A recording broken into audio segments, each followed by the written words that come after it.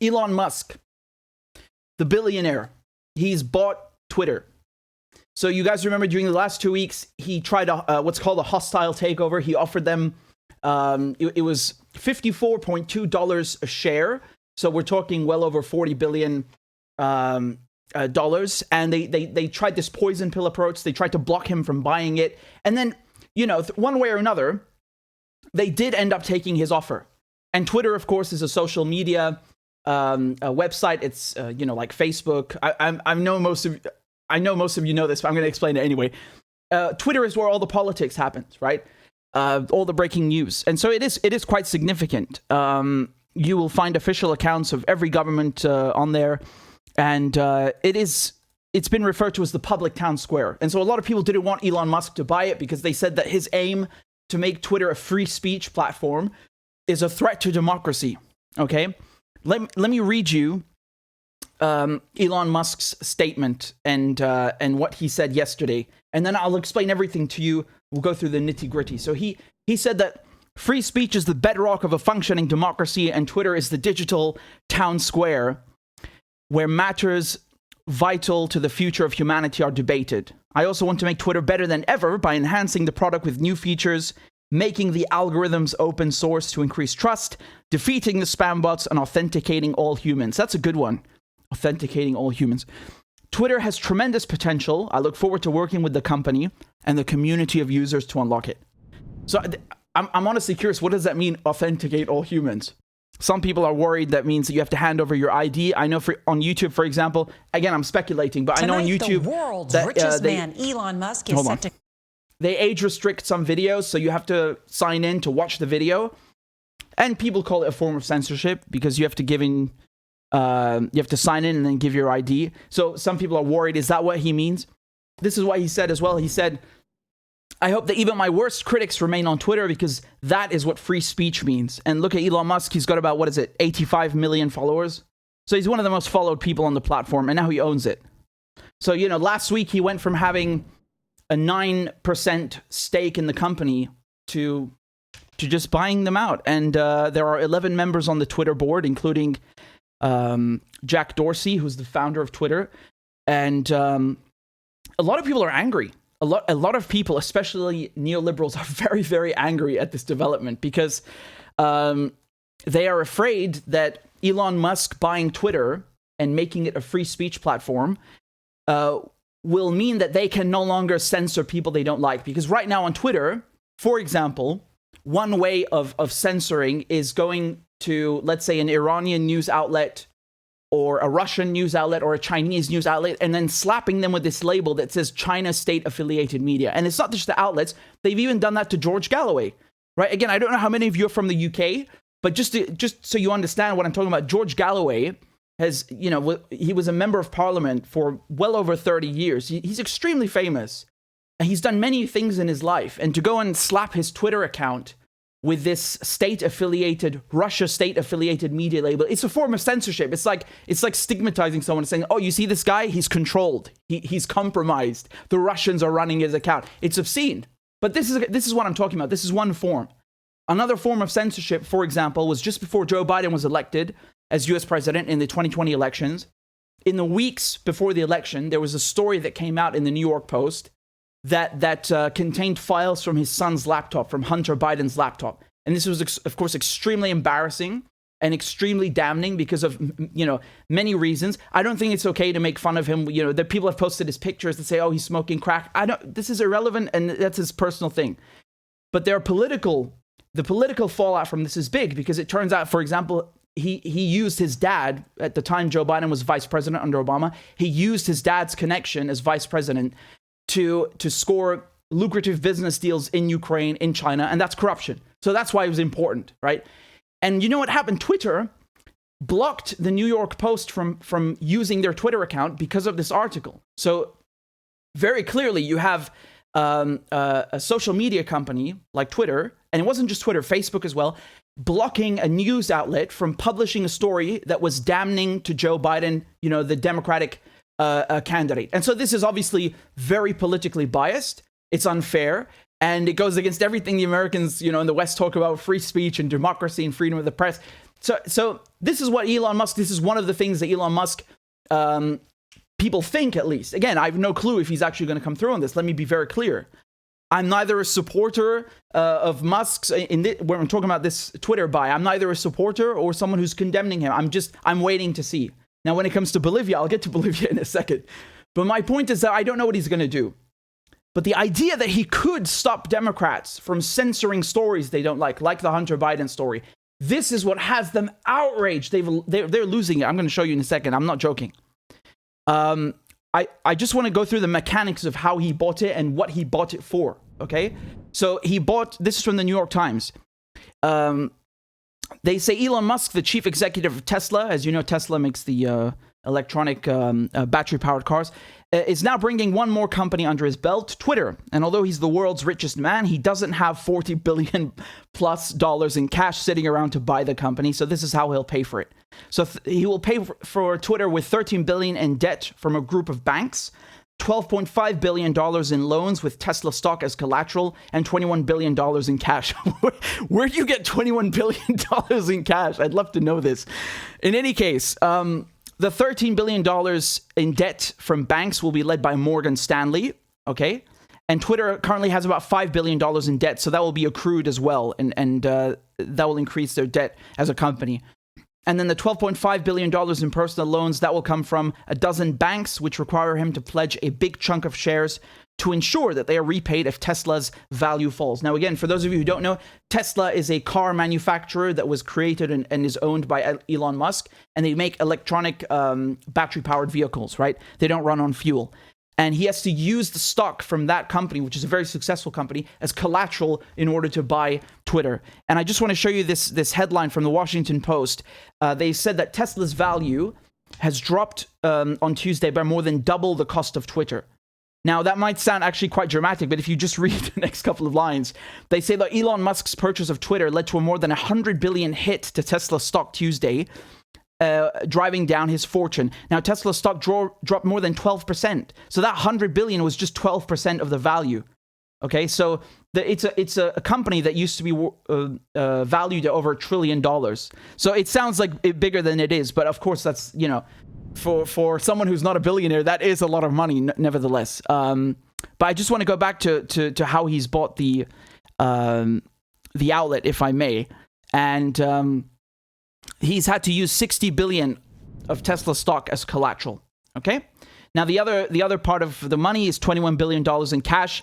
Again, we don't know how that's going to come, but that's the deal. Now,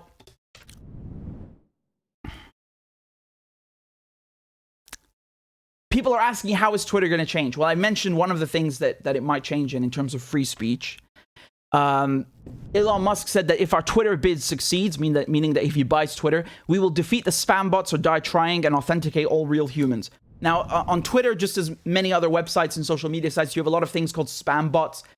It's not a real human typing the comments. It's just they're there to post malicious things. It could be links to malware. I'm not going to go through the whole variety of spam bots, but his point is that we're going to authenticate all humans. What people are asking, what does that mean? Are they going to all have a blue check mark, which is sort of a coveted thing on Twitter? It's only given to government officials, journalists, actors, so on. Or does it mean that you're going to have to give your passport now to use Twitter? People are asking these questions underneath. They say, how do you plan to authenticate humans? The current mobile phone system is very crap, and I don't feel comfortable giving my ID to Twitter. Any thoughts? So again, I think this is a reasonable question because we don't know what he means. I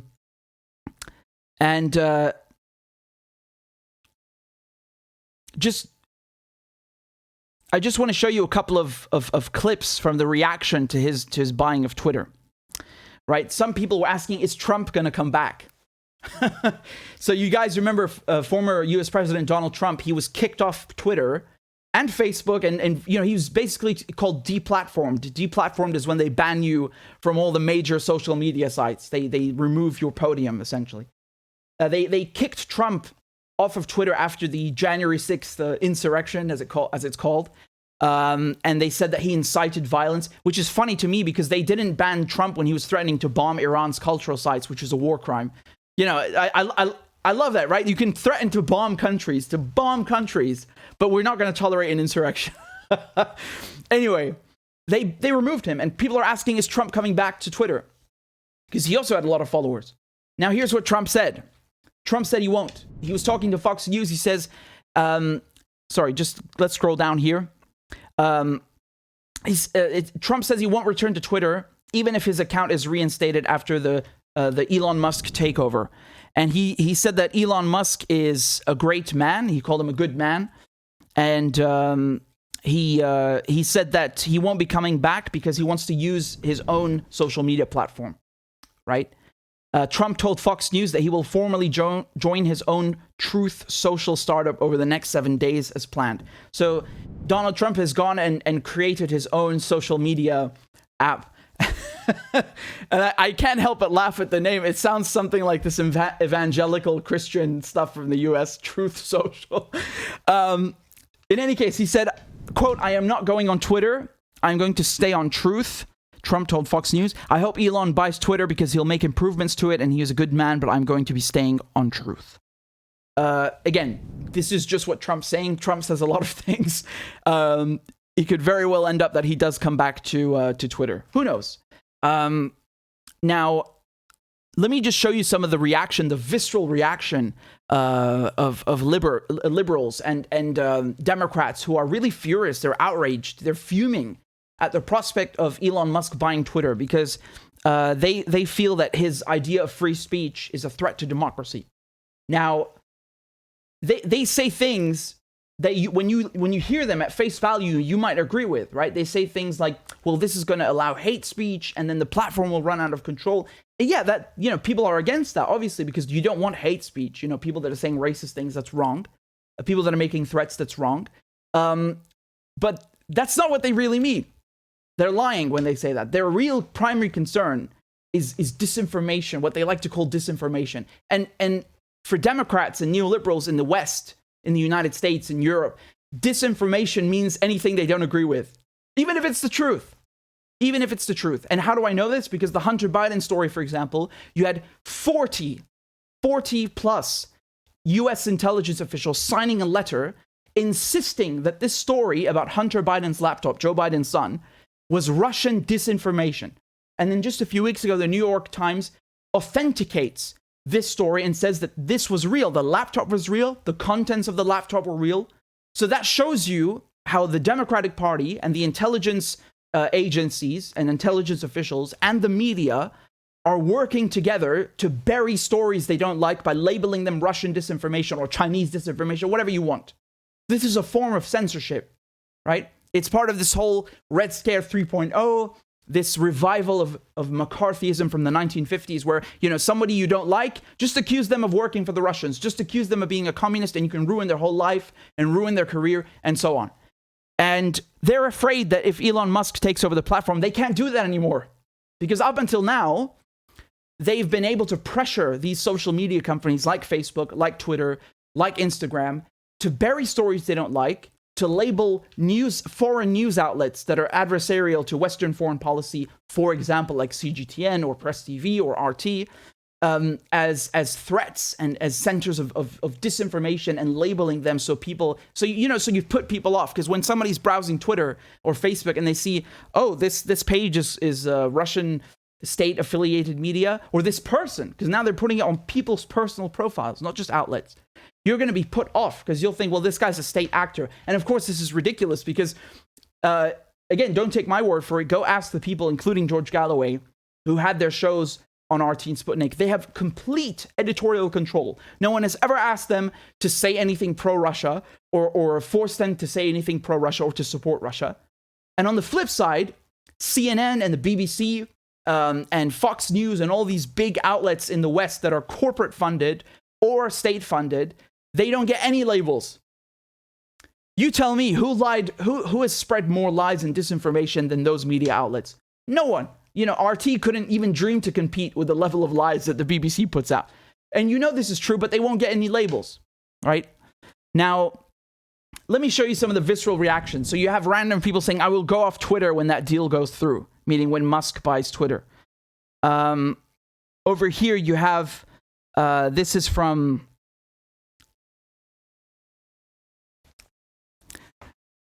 Jamil saying, he got Twitter. I would like this to be my last tweet. I fear this free speech bid is going to help this hell platform reach its final form of totally lawless hate, bigotry, and misogyny. Best of luck. And then over here, you have, look at the hypocrisy, right? Look at Robert Reich, who's used to work in the Obama administration. In July 2021, he said that Trump is suing Facebook, Twitter, and Google for violating his First Amendment rights, meaning his right to free speech, by keeping him off their platforms. Someone should remind him that they are private companies to which the First Amendment doesn't apply. So again, that's what he said in July 2021. And what is he saying now when Musk is buying the platform? Now he's saying that Musk and his apologists say if consumers don't like what he does with Twitter, they can go elsewhere. But where else would consumers go to post short messages that can reach millions of people other than Twitter? The free market increasingly reflects the demands of big money. So just to translate what this guy is saying, this guy, Robert Reich, who used to work for Obama, he's a hypocrite. When Trump was banned from Twitter, which he approves of, which he likes, he said, well, Trump can just go elsewhere, you know? Twitter is a private company. They can do what they like. And now when Elon Musk is buying Twitter, he says, where are we going to go? That's very convenient. That's very convenient. And I want to show you a clip from The View. I know this is viewer abuse, no pun intended. But let's look at what The View are saying. Oh, boy. In fact, on Twitter, it is predominantly straight white men. So when Elon Musk says, wow, this is about free speech, it seems to me that it's about free speech of straight white men. And so let them have it. Let them just go at it.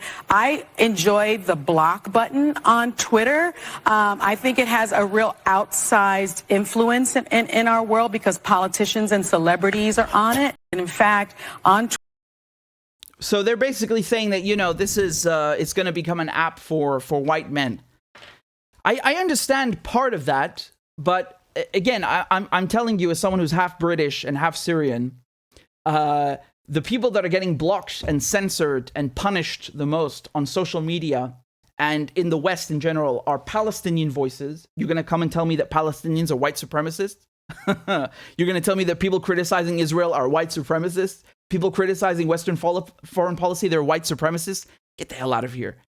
Get the hell out of here. She's right to a certain extent, but the real targets of this censorship are foreign outlets, foreign journalists, or adversarial outlets and journalists. You could be from the United States, right? You could be in the United States, born and bred, and if you criticize the government, they're going to come on you like they're going to come down on you like a ton of bricks. Let me show you something else. This is from, I mean, everybody's pitching in right now. Everybody, right? You have the former UK Foreign Secretary, William Hague. Look what he's saying. What he would change about Twitter to defend democracy. Right now they're concerned with democracy. That's funny. Social media is a disaster for democracy. Oh. And we would be much better off if the whole lot could be shut down. Oh, William. I know that there are many benefits to it, but it could be organized in a different way if it can't be shut down. At the moment, the uninformed, ignorant, instant opinion is ranked equally alongside a considered opinion or God, I can't even listen to him. I'm sorry, I can't listen to this guy. He's so terrible. I apologize. I'm not playing anymore. I'm not playing any more of that. Here's what CNN are saying. I just want to show you a little bit this, so you get kind of a taste, you get kind of an idea of what's going on, of what the outrage from these liberals looks like. Look, who knows? I think that's an example of a broader question for Twitter, which is, if you get invited to something where there are no rules, where there is total freedom for everybody, do you actually want to go to that party? Or are you going to decide to stay home? And that's a question for Twitter users. Some Twitter users might love the idea that there's going to be absolutely no moderation and no rules at all.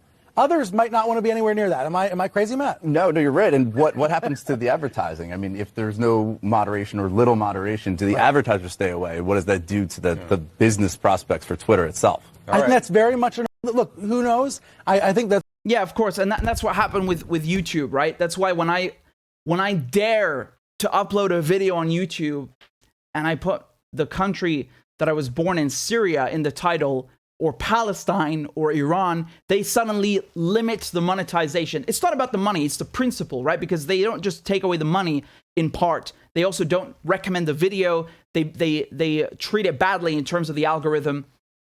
So that started because advertisers, they want to stay away from, extremist content. The problem is that extremism in the West and in their definition is anybody who disagrees with them.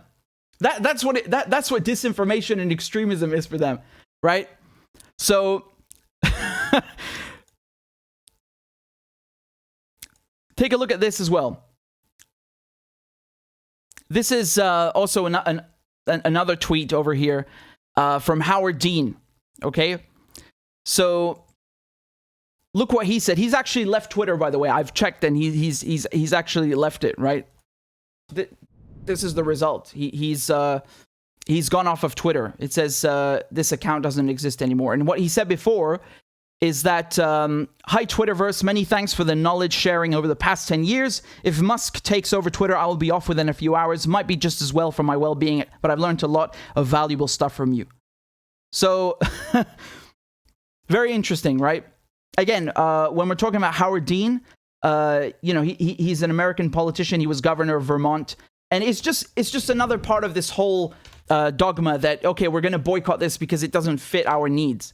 And that's funny because they talk about democracy, but, democracy doesn't apply to people who disagree with them.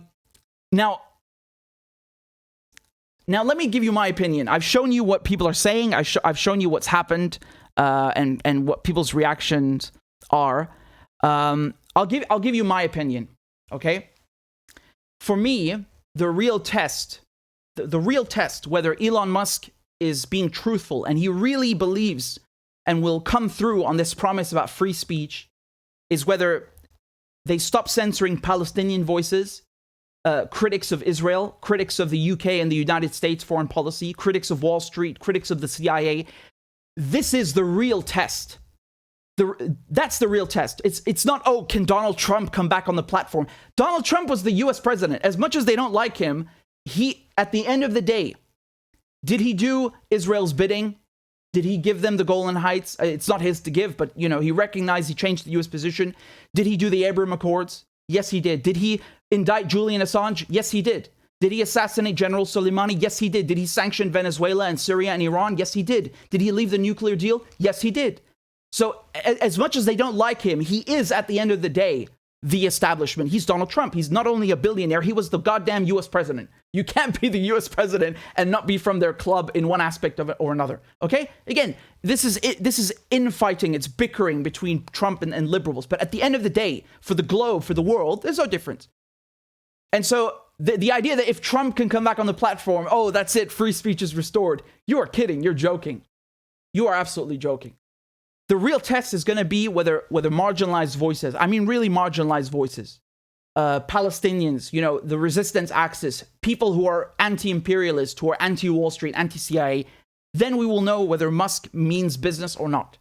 Now, I'll just tell you one more thing.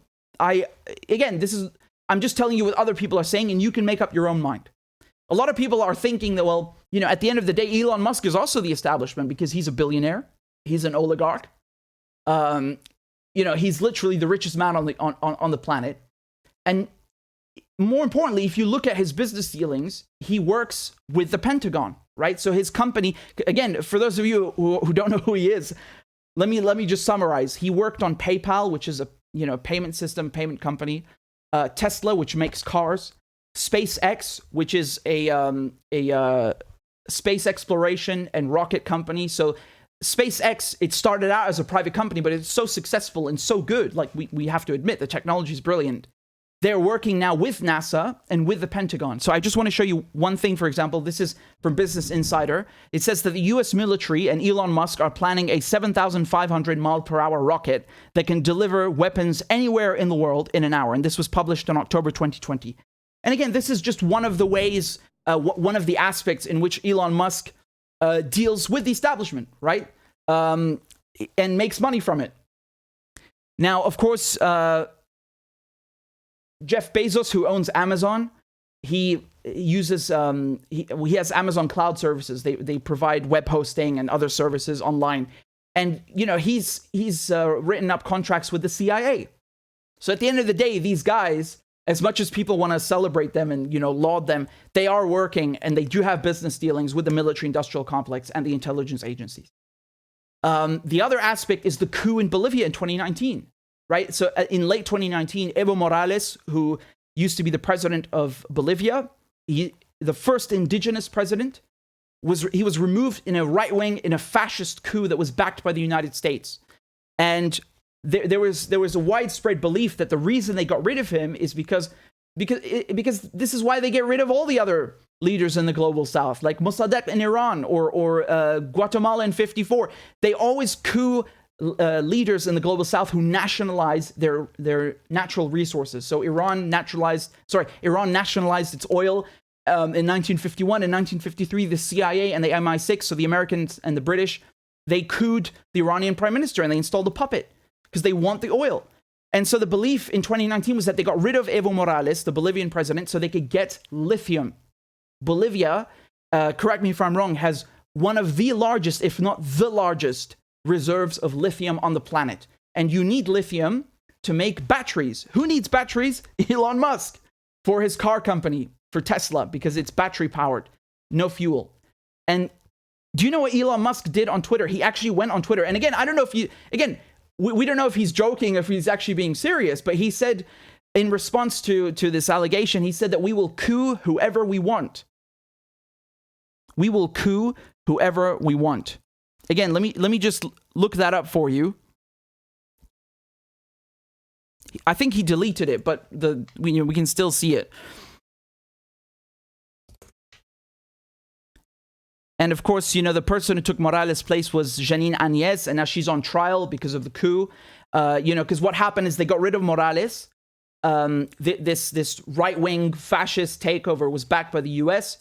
They were in power for about a year, and then Bolivia had elections. They were postponed once, I think, and then the socialists came back into power, and then they brought the people who organized the coup, among them Janine Áñez, who was the interim president. They're trying her right now.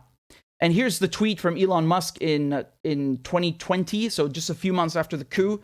And somebody said, what wasn't in the best interest of people? The United States government organizing a coup against Evo Morales in Bolivia so you could obtain the lithium there. And then Elon Musk says, we will coup whoever we want, deal with it. Now, again, he could be just joking. It's not a very good joke, honestly. I mean, especially if you understand what these Western coups due to the local populace, and people live under decades of repression. I'm not going to go through the whole laundry list, it's too long. Let me show you Evo Morales. So the Bolivian president, the former Bolivian president who was ousted, he reads Elon Musk's tweet. Let's take a look at what he has to say. El dueño de la industria de carros eléctricos llamado Tesla, desde el 24 de julio de ese año. Seguramente muchos están informados, pero para las hermanas y hermanos que no se han informado, ¿qué dice? Dueño de empresa de autos eléctricos confiesa haber participado en el golpe. Una conversación, la red social Twitter, el dueño de la empresa de autos eléctricos Tesla de Estados Unidos, Elon Musk, entró en internet ustedes, ahora mismo para verificar. Se delató, dijo haber participado en el golpe de Estado en Bolivia, noviembre de 2019, con el objetivo de apropiarse del litio. Le preguntan, ¿sabe que no era lo mejor para la gente? El gobierno de los Estados Unidos organizando un golpe de Estado contra Evo Morales en Bolivia para obtener el litio de allí. La respuesta, nosotros vamos a realizar golpes donde queramos, lidien con eso. Atrevido, prepotente, va a hacer golpes, todo por los recursos naturales, aquí todo por el litio. Pueden seguir leyendo, hermanas y hermanos, la nota de prensa, la respuesta del magnate revela que la fábrica de automóviles eléctricos de Estados Unidos financió a los promotores del golpe de Estado en Bolivia, entre ellos Carlos de Mesa, Luis Fernando Camacho, Márquez Pumari, a los periodistas.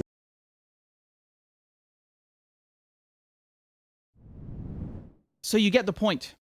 You get the point. It might be a joke for some people. It's not a joke for Bolivians. in any case, other people have raised the notion that Elon Musk, as a billionaire, the owner or let's say the founder at least of Tesla and SpaceX and so on, he's constantly engaging in business with the United States government.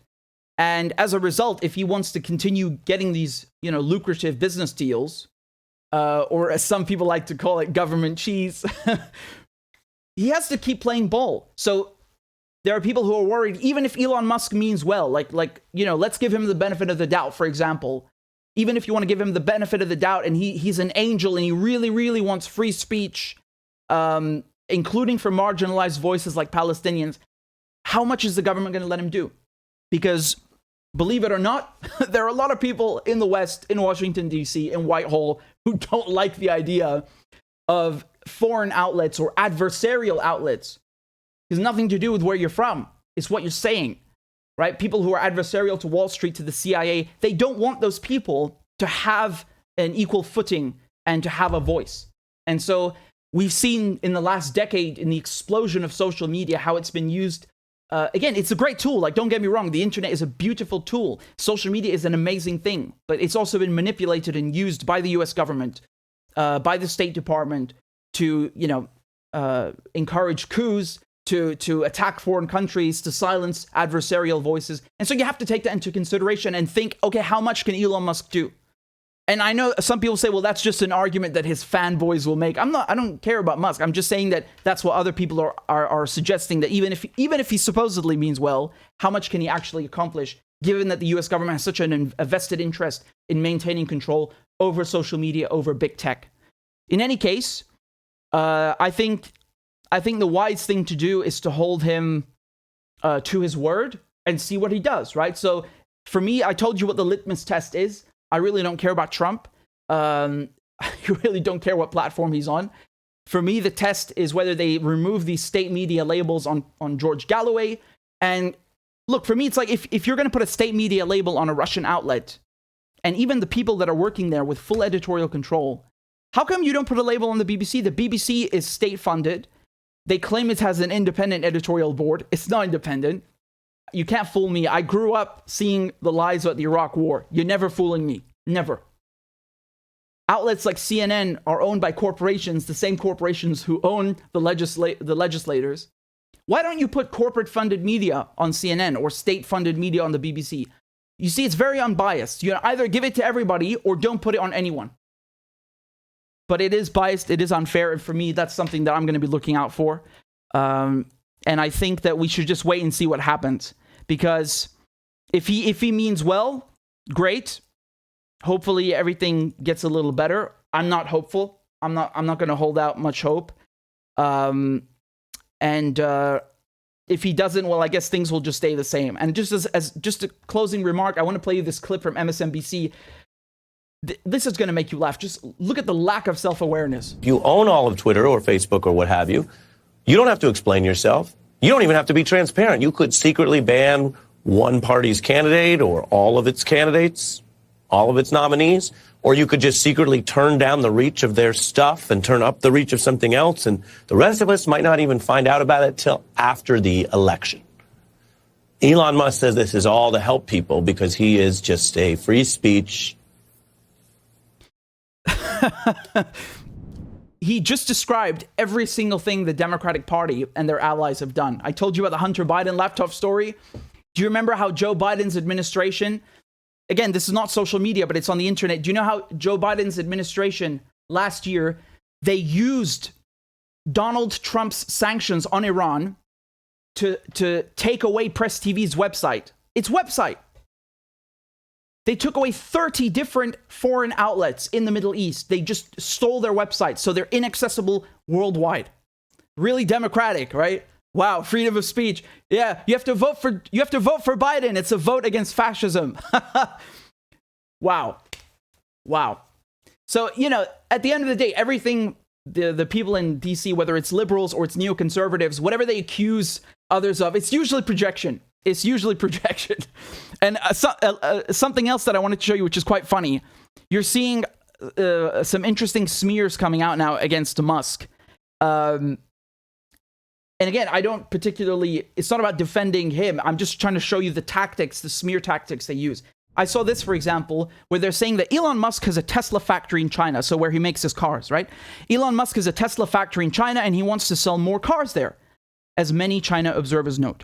What happens if Beijing leans on him about, say, a Uyghur or a Hong Kong activist account, or about Chinese disinformation bots leveraging this platform? So, just to translate what this person is saying into layman's terms, this person is basically saying that China could put pressure on Elon Musk to allow the Chinese government to use Twitter to their advantage. So this is like within a few hours after he bought Twitter, they're already basically accusing him of being compromised by a foreign official enemy, which is basically China, Syria, Iran, and so on. And even Jeff Bezos, who owns Amazon and the Washington Post, right? He also said something similar. He basically said that, Elon Musk has a lot of vested interest in China. Could the Chinese put pressure on him? And so on and so on. Honestly, this is hilarious to me. You have people who work at outlets like CNN, like the Washington Post, who are literally owned and run by billionaires and by corporations who have a vested interest, a profit incentive in selling you whatever makes them money, not the truth. And then they have the gall to sit there and talk about the danger to democracy of Elon Musk buying Twitter because he's a billionaire. You literally work at the Washington Post. Your outlet is owned by a billionaire. And now you're suddenly scared about billionaires. You're suddenly scared about outlets or let's say platforms and social media sites being used to lie. Oh my goodness. This lack of self-awareness is bloody astounding. It's honestly incredible. They actually publish this. Like, they run it by editors and they say, yes, this is good, put this out there. Like, no self-awareness whatsoever.